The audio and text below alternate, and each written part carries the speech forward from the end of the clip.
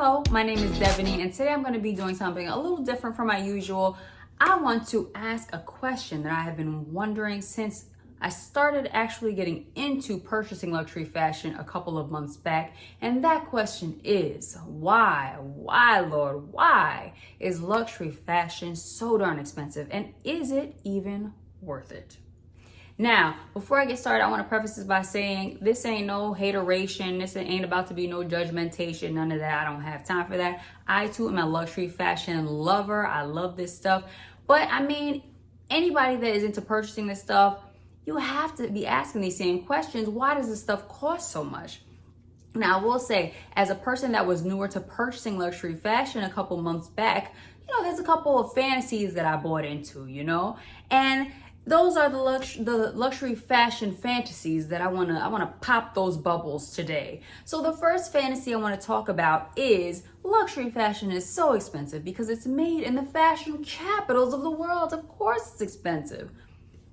No, luxury fashion, it's not always made in these fashion capitals. We're gonna get more into that a little bit later. The second fantasy I want to talk about is luxury fashion is expensive because it's made by artisans who studied under the tutelage of the Coco Chanels and the Karl Lagerfelds and we're gonna talk about it. And the last fantasy I want to talk about is luxury fashion is so expensive because it's only made of the finest cottons and it's grown on the hills of the Himalayan mountains and blah blah.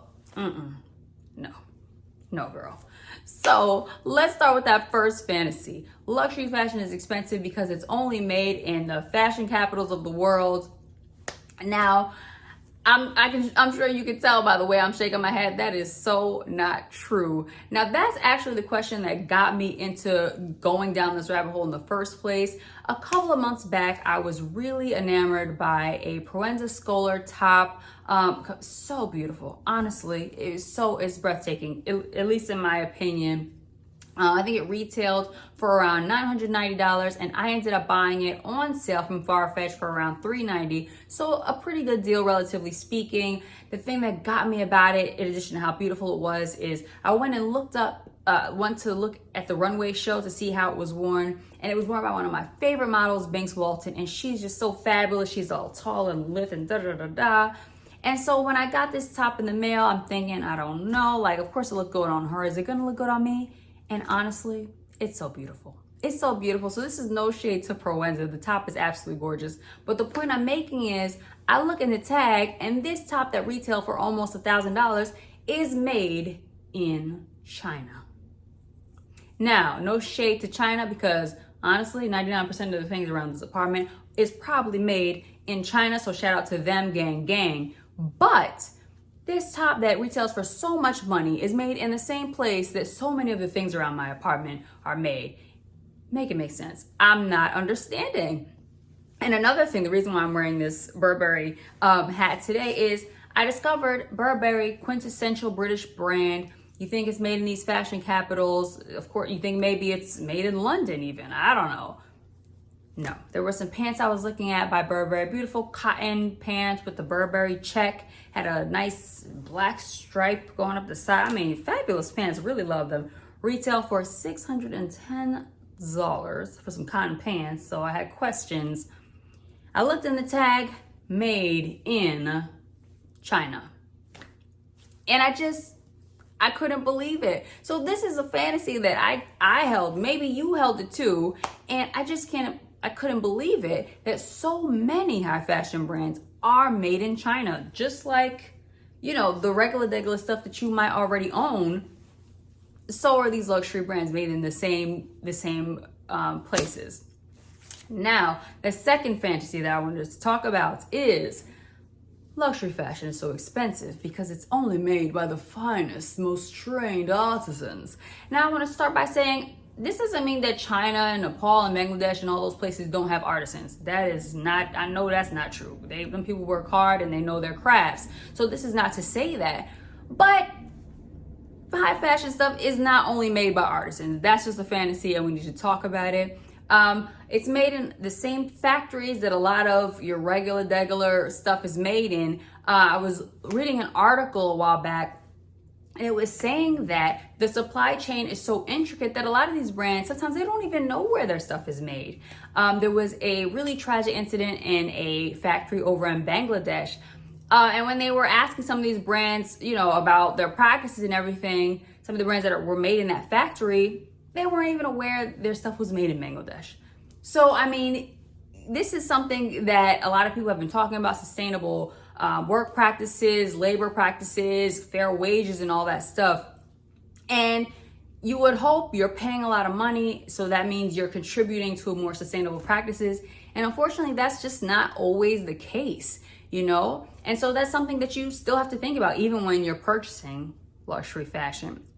Now, the last fantasy that I want to pop is that luxury fashion costs so much because it's only made of the tippity top materials, the finest garments, the finest cottons. No, that's not true. As a matter of fact, I was reading that some brands, they base their prices off of the brands that they want to emulate. So they might be making your stuff out of the regular polyesters, yet and still they aspire to be seen in the same realm as some of these more expensive brands. So they price their things more similar to those brands just to acquire that image, And this is something that you really can check for yourself when you're buying something, Look in that tag, look at the materials that they're using, click the more details, the product details when you're shopping online, and check, is it made of natural materials, of the wools, the cottons, or is it made of the polyesters, Check that, because you might be paying for some stuff you can just get anywhere. So that's definitely important to know.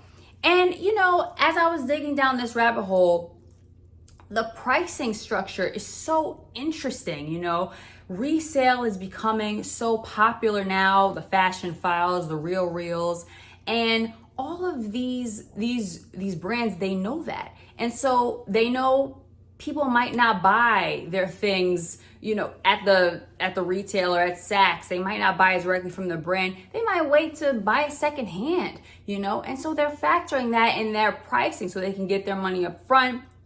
As a matter of fact, I was reading that only about, half of luxury clothes are sold at full price, because we're astute shoppers at this point. We know that at the end of the season, there's going to be a sale, girl. So why am I about to pay full price for this thing? So that's also factored into the price.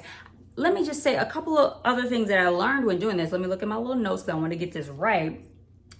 So the designer might mark up, they pay whatever amount for materials, for whatever, to get the actual product, right? They might mark that product up about 2.5 times when selling it to the retailer, right? And so in order to make their money back, the retailer might mark it up again, maybe another 2 times before selling it to you.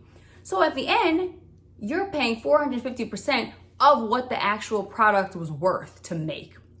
So there's already that, right? And then, like I said, they're accounting for this product maybe going on sale. So they might mark it up even further than those 2 times because they want to make sure that when you buy that item on sale during Christmas or whatever, they get more of their money. Another thing I wanted to know is brands are kind of working in cahoots with the retailers. So they might tell them, some brands, of course, don't even go on sale.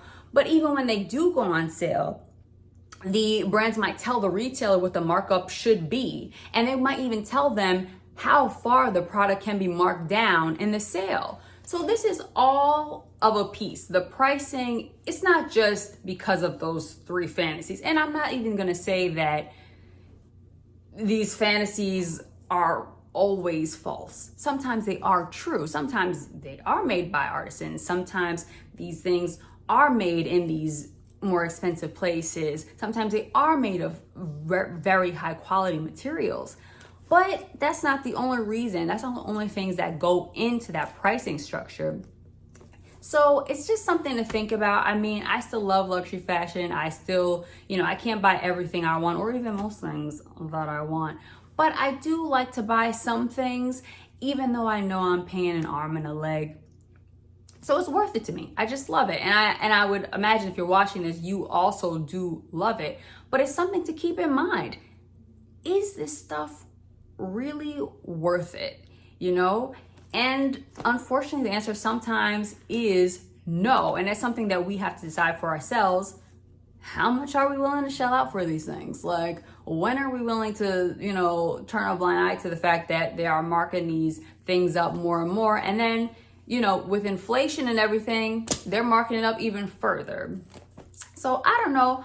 Let's talk about it. What do you think about these high priced luxury items? The price increases, I didn't even get into that. What do you think about sales? Do you think a brand is, because some brands don't go on sale. Do you think a brand is worth less if it goes on sale? Or are you like me and you're waiting on the sale at the end of the season? You're, clicking like on all the products you like. So at the end of the season, you go back and buy them on sale.